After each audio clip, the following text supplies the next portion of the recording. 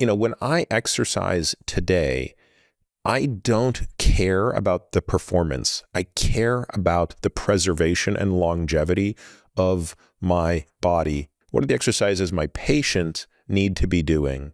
Occasionally, medical groups, a hospital or whatever, will ask, would you come out and assess 3 patients in our auditorium in front of all our medical staff? The first person was a rugby player, fair enough. The next one was a woman in her early 70s, clearly distraught. You could look at her posture, her carriage. She was defeated by the world.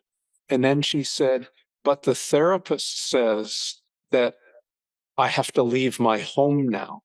When I get off the toilet, I'm a bit unsteady and she's afraid I'm going to fall on the floor. She started to cry at this point, Peter.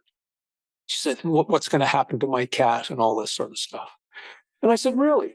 Would someone please bring me out a stool? And this will be our simulated toilet. So an assistant brought in a stool onto the stage. I said, okay, pretend that's the toilet and the seat. She turned and had no idea how to move and just sort of plopped and collapsed on the toilet. And then I said, would you get up off the chair? Knees together. And she just sort of collapsed. And I had to help her. She was going to collapse onto the floor. And so I said, I want you to humor me now. I said, do this with your hands.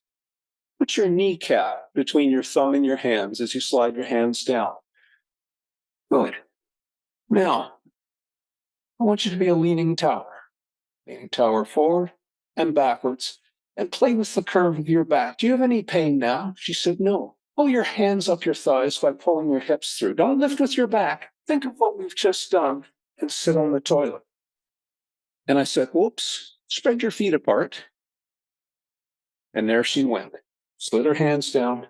And I said, now stand up. And she was going right back to the incompetent movement that caused her inability and disability before.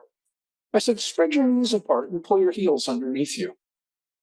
Sniff some air. Now lean forward and do what you now know how to do. And she did a perfect squat. Do it again.